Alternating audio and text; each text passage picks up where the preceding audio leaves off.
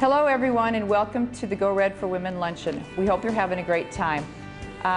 When Karen Hoiberg and I were asked to be the co-chairs of this event, it was a slam dunk for us.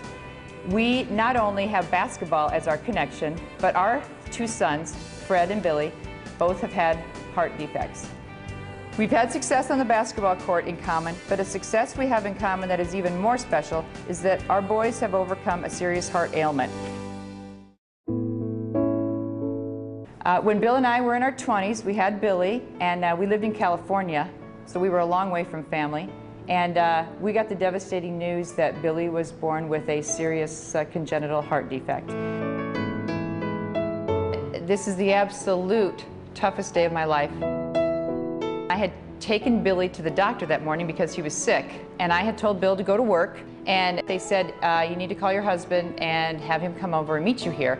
And that's when they put us in this tiny little room, and they gave us the news that Billy would probably only live to be 5 years old. He had his first surgery when he was 9 months old, open heart surgery, and there's nothing more devastating than having your son taken out of your arms by the anesthesiologist to go away for surgery. Hardest thing I've ever done. Billy then had his second heart surgery, his open heart surgery at Mayo Clinic, just before he turned 3 years old.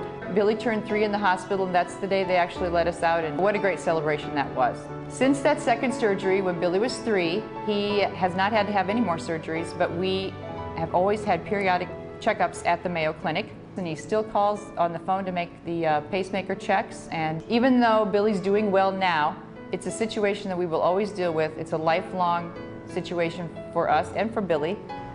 We have seen firsthand the benefits of the research and the money raised, and we appreciate it greatly.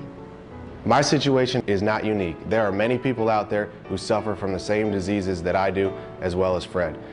While I have personally benefited from all the donations and great events that the American Heart Association has put on, there are many other people out there just like us. In 2010, $316 billion was spent on research, prevention, medication, anything related to cardiovascular disease.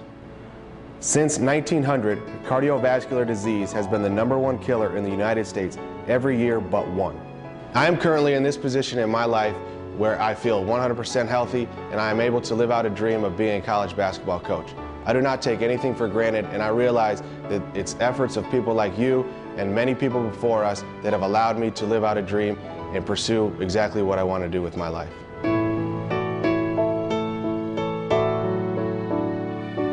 Deb and I certainly have different stories to tell. Where Billy's issues began when he was an infant, Fred's issues didn't really begin until he was 32 years old, married, father of 4. But Fred has his own story to tell, as you will see in this video, produced by Fred's sister-in-law, Susie. She was pursuing a degree in graphic design, had a task to do a documentary. Fred had just had his surgery, and Susie has captured it all. Spin me round again and rub my eyes. This can't be happening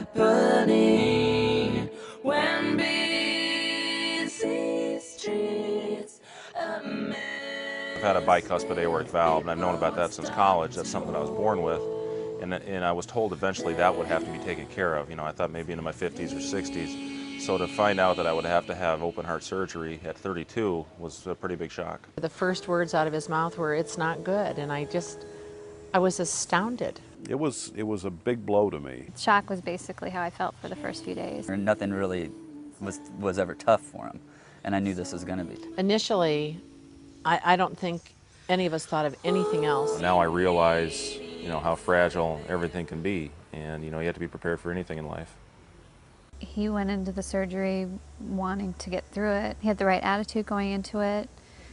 He wanted to live. He wanted to see walk his daughter down the aisle, and you know, so he had that. It wasn't about basketball. I guess you just gather the inner strength that you need, you do what you need to do at the time, and you just go forward. Well, what's next? We realize how invasive procedure this is. In fact, one doctor told us that actually having a heart transplant is an easier procedure than what they did for me. You do what you got to do, and it's almost like you get into a state of mind, and you got to be strong. Initially, I couldn't do much at all. I had to get help out of bed. I couldn't stand up on my own. I just basically had to walk up and down the hallway a couple times a day, and that was it for me. You kind of take for granted, little things like just being able to walk on your own. And, first I had to hold onto a wheelchair when I was walking, and I had tubes connected to me. What they say after surgery, the things you have to be most careful about is not overexerting yourself. They tell you can't lift 5 pounds. I got my pacemaker implanted. I can't lift my left arm over my head for a month, so I don't disrupt the wires. So there's a lot of little things that you really have to be careful about. For one, just to be able to be active with the kids, that's been hard. Not be able to go out and play catch in the yard with Jack, or picking up the twins, even pushing them on a swing. I haven't been able to do much of that. I think what this procedure does for you, this whole process, is it kind of puts your life into perspective. It makes you realize what's important in your life. The little things that you may have taken for granted now seem much more important. Some of the things that used to really bother you, doesn't bother you so much anymore. So it really does, this kind of situation, put your life in perspective. You're all here today to celebrate Grow Red for Women.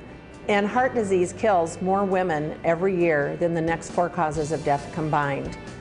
Deb and I talked about our sons. Heart disease is also the leading cause of death in men, and it's what drew us to be active in the Go Red for Women Luncheon, the fact that our sons both suffer from heart disease. This year's mission for the American Heart Association is Tell 5, Save Lives. Imagine the impact if each one of us leaves here today with the goal of telling 5 people and getting them involved in the mission of the Heart Association. So, thanks for coming. Tell 5.